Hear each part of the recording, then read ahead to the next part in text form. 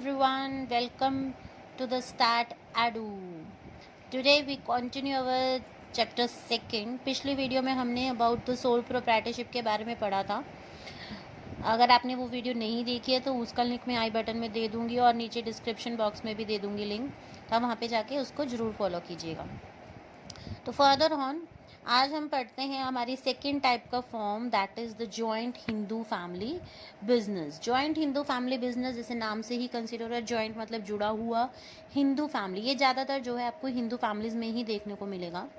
Mostly found in India, ये आपको ज़्यादातर इंडिया में देखने को मिलता है इस टाइप का बिजनेस. और ये बिजनेस ऑर्गेनाइजेशन बहुत पुराना तरीका है.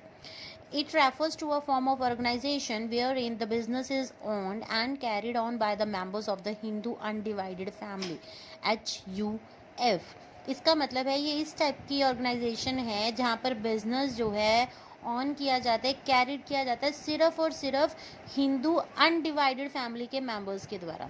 हिंदू अनडिवाइडेड फैमिली मतलब हिंदू में देखो जो हिंदू फैमिलीज होती हैं उनमें 3-3 4-4 भाई अगर होंगे, ठीक है, अगर वो आपस में डिवाइडेड नहीं हैं, अलग अलग नहीं हुए हैं, ठीक है, तो ही उनके मेंबर्स जो हैं उस बिज़नेस को चला सकते हैं. जैसे फिर हमारे पापा हो गए, ठीक है, उनके बड़े भाई हो गए, उनके छोटे भाई हो गए, अगर ये सारे एक ही जगह पर रहते हैं, ठीक है, तो ये सारे ही उस बिज़नेस के ऑनर बन जाते हैं. जितने भी आपके मेंबर्स होते हैं फैमिली के, that is HUF, that is Hindu undivided family के, वो सारे ही मेंबर्स इस बिज़नेस का जो है पार्ट होते हैं, ऑनर होते हैं. The basis of membership in the business is birth in a particular family and 3 successive generation can be the members in the business. इस membership के basis क्या हैं कि आपको जो है उस particular family में ही आपका जन्म हुआ हो और आपकी फर्दर 3 जनरेशन्स जो हैं इस फैमिली बिजनेस का मेंबर्स बन सकते हैं. Business is controlled by the head of the family. जो ये बिजनेस होता है इसको चलाता कौन है, कंट्रोल कौन करता है, काम इसमें सारे मेंबर्स करते हैं लेकिन मेन कंट्रोल किसका होता है, जो सबसे बड़ा मेंबर होता है आपकी फैमिली का, जिस और उसे हम कहते हैं कर्ता. उसे हम कहते हैं कर्ता. जो भी आपका सबसे बड़ा मेंबर होता है फैमिली का, वही इस बिजनेस का जो है हेड होता है, उसको कंट्रोल करता है. और जितने बाकी के और जो मेंबर्स हैं उनकी भी इक्वल ऑनरशिप होता है, इक्वल राइट होता है प्रॉपर्टी पर, अपने एंसेस्टर्स, अपनी आप कहते हैं ना दादा परदादा की बिजनेस पर या प्रॉपर्टी पर, ठीक है, एंसेस्टर्स पर, तो उनका इक्वल ऑनरशिप होता है और इसलिए उन्हें हम कहते हैं को पार्सेनर्स. जो एल्डेस्ट मेंबर होता है, जो हेड होता है फैमिली का, जो पूरे बिजनेस को कंट्रोल करता है, उसको बोलते हैं कर्ता. जो बाकी के अदर मेंबर्स हैं जिनके पास इक्वल ऑनरशिप है, उनको हम बोलते हैं को पार्सेनर्स. को पार्सेनर्स, ठीक है. अब हम इसके कुछ फीचर्स और कैरेक्टरिस्टिक्स पढ़ लेते हैं. फर्स्ट है फॉर्मेशन. बनता कैसे है. For this there should be at least 2 members in the family and ancestral property to be inherited by them. इसके लिए जो है एटलीस्ट 2 मेंबर्स होने चाहिए आपकी फैमिली के और उनके पास जो है अपने दादा परदादा की, मतलब अपने एंसेस्टर्स की जो है प्रॉपर्टी उनको मिली हुई होनी चाहिए. It does not require any agreement. इसके लिए हमें कोई भी एग्रीमेंट नहीं चाहिए होता, लेकिन आपको मेंबरशिप मिलती है जस्ट बिकॉज कि अगर आप उस फैमिली में आपका जन्म हुआ है. It is governed by the Hindu succession act 1956. और ये जो आपका जॉइंट हिंदू फैमिली बिजनेस है, ये जो है गवर्नमेंट के द्वारा इसको गवर्नमेंट किया गया है under the act Hindu succession act, जो आपका 1956 के अंदर बना था. नेक्स्ट है लाइबिलिटी. जो लाइबिलिटी होती है सारे मेंबर्स की, कर्ता को छोड़कर सबकी लिमिटेड होती है अकॉर्डिंग टू दियर शेयर. जितना उनका शेयर है आपके बिजनेस में उसके उतनी ही उनके लिए लाइबिलिटी होती है. लेकिन जो कर्ता होता है, जो मेन कंट्रोलर होता है उस बिजनेस का, उसकी जो लाइबिलिटी होती है वो अनलिमिटेड होती है. कंट्रोल. जो कंट्रोल होता है फैमिली बिजनेस का वो कर्ता के साथ ही होता है. जितने भी डिसीजंस होते हैं या बिजनेस को कैसे चलाना चाहिए, कैसे नहीं चलाना चाहिए, वो सब कंट्रोल जो है कर्ता का होता है. और उसके डिसीजन से आपके सारे फैमिली मेम्बर्स जो हैं बंधे हुए होते हैं, उसके अगेंस्ट नहीं जा सकते. मतलब कि कर्ता का डिसीजन जो है आपका फाइनल होता है. और एक बात और बता दें, जो according to the Hindu succession act 2005, जो को पार्सनल प्रॉपर्टी है वो इक्वली डिवाइड की जाती है सारे को पर्सन्स के बीच में, इरिस्पेक्टिव ऑफ देयर जेंडर. आप लड़का हो या लड़की हो, सबके बीच में वो इक्वली डिवाइड किया जाता है उस प्रॉपर्टी को. वो आगे डिपेंड करता है कर्ता के ऊपर कि उसको कितना शेयर देना है या फिर देना भी है कि नहीं देना. ओके.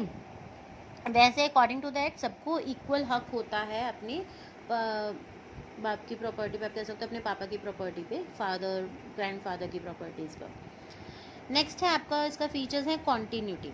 बिजनेस जो है कंटिन्यू करता रहता है, डेथ हो जाती है कर्ता की, फिर भी ये बिजनेस कंटिन्यू चलता रहता है। क्यों? जैसे ही कर्ता की डेथ होती है तो जो उनसे नेक्स्ट वाला कोई भी आपका बड़ा मेंबर है वो ऑटोमेटिकली उस पोजीशन पर कर्ता बन जाता है। बिजनेस को आप टर्मिनेट भी कर सकते हो, छोड़ भी सकते हो, बंद भी कर सकते हो, लेकिन आप बंद तभी कर सकते हो कि जितने भी आपके मेंबर्स हैं फैमिली के, जो भी उसके को पर्सन्स हैं, उनको जो है आपस में आपको म्यूचुअली कंसेंट होना चाहिए। आप म्यूचुअली आपस में बात करके ही उस बिज़नेस को टर्मिनेट कर सकते हो, इफ़ इन फ्यूचर आप करना चाहो तो। नहीं तो अदरवाइज़ वो बिज़नेस कंटिन्यू करता रहता है, जो भी आपका नेक्स्ट एल्डेस्ट मेंबर होता है वो उस जगह पर करता बन जाता है। माइनर मेंबर्स, इस बिज़नेस के मेंबर्स जो छोटे बच्चे होते हैं, माइनर्स होते हैं, वो भी इस बिज़नेस के मेंबर्स होते हैं, स्पेशली बॉयज़। ठीक है, ये थे about all some features and its characteristics. अब हम बात करेंगे इसकी मेरिट्स के बारे में। सबसे पहला मेरिट्स है इसका, इसके एडवांटेज है इफेक्टिव कंट्रोल। कंट्रोल जो है बहुत अच्छा होता है। कैसे? द कर्ता has absolute decision making power. जो कर्ता होता है उसी के पास सारी डिसीजन मेकिंग की पावर होती है। This also lets to prompt and the flexible decision making. इसी वजह से जो है बहुत जल्दी और फ्लेक्सिबली जो है डिसीजन आप ले सकते हो, क्योंकि जो डिसीजन मेकिंग पावर है वो एक के पास है। अगर सबके पास होता तो कभी भी सबकी हो सकता है, कभी सहमति ना भी बने। ठीक है, इसलिए अगर सिर्फ कर्ता के पास है वो पावर, तो बहुत ईजिली आप डिसीजन ले सकते हो। कॉन्टिन्यूड बिजनेस एग्जिस्टेंट, कॉन्टिन्यूली आपका बिजनेस जो है एग्जिस्ट करता रहता है, चलता रहता है, क्योंकि कर्ता मर गया तो उससे नेक्स्ट मेंबर जो है आपका कर्ता बन जाता है, अगर उसकी डेथ हो गई तो नेक्स्ट, ऐसे ये बिजनेस चलता रहता है। Limited liability of the members, जितने भी मेंबर्स हैं उनकी जो लाइबिलिटी होती है वो लिमिटेड होती है, जिसकी वजह से उन्हें दिक्कत नहीं आती इन फ्यूचर अगर कोई डेप्ट होता है तो।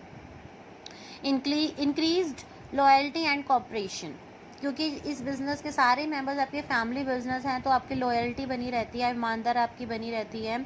और कॉपरेट, सारे मेंबर्स एक दूसरे के साथ कॉपरेट करते हैं उस बिज़नेस को अच्छे से चलाने के लिए, बिकॉज वो आपका फैमिली बिजनेस होता है और सबको उसका ध्यान भी होता है। ठीक है, और आपकी और इसके साथ जो आपकी कॉन्फिडेंशियल भी बनी रहती है, जितने भी आपके सीक्रेट्स हैं आपकी फैमिली के, वो आपकी फैमिली के बिजनेस के साथ ही बने रहते हैं। फर्दर ऑन अब इसकी कुछ लिमिटेशंस भी हैं, कुछ ना कुछ तो दिखते इसमें भी आएंगी। सबसे पहले तो लिमिटेड रिसोर्सेज हैं। लिमिटेड रिसोर्सेज क्यों हैं? क्योंकि ये आपकी एंसेस्ट्रल प्रॉपर्टी है, आपको पुराने आपके दादा परदादा से मिली हुई है, तो रिसोर्सेज आपकी लिमिटेड है। अनलिमिटेड लाइबिलिटी ऑफ द कर्ता, बाकी सब भी मेंबर्स की लाइबिलिटी लिमिटेड है, लेकिन कर्ता की लाइबिलिटी अनलिमिटेड है। जिसको भी पावर मिली है उसकी लाइबिलिटी अनलिमिटेड है।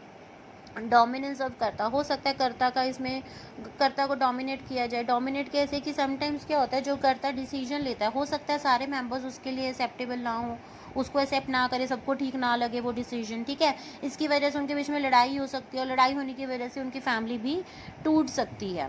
ठीक है, तो कर्ता को ये दिक्कतें उठानी पड़ती है in the joint Hindu family business. And limited managerial skills, क्योंकि अब आप खुद का आपका फैमिली बिजनेस है तो ज़रूरी तो नहीं है ना आपके अंदर सारी क्वालिटीज़ होंगी, तो हो सकता है कहीं पर आपको मैनेजरियल स्किल्स की वजह से आपको लिमिटेशन यहाँ पर उठानी पड़ सकती है। जो जॉइंट हिंदू फैमिली बिजनेस है ये हमारे हिंदू लॉज के अंडर आता है, हमने पढ़ा था। दो तरह के आपके स्कूल्स हैं हिंदू लॉज के, दो मेन कम्युनिटीज़ आती हैं जिसके अंदर इनको डिवाइड किया गया है हिंदू लॉ को। एक है मिताक्षरा और एक है दयाभागा। मिताक्षरा क्या है? ये पूरी कंट्री में पॉपुलर है, सिर्फ 3 जगह को छोड़कर, असम, बंगाल और कुछ पार्ट्स उड़ीसा के, इन जगह को छोड़कर बाकी सारी जगह पे मिताक्षरा की जो कम्युनिटीज़ है उसके अकॉर्डिंग आपका जॉइंट हिंदू बिजनेस में आपका लॉ लगता है।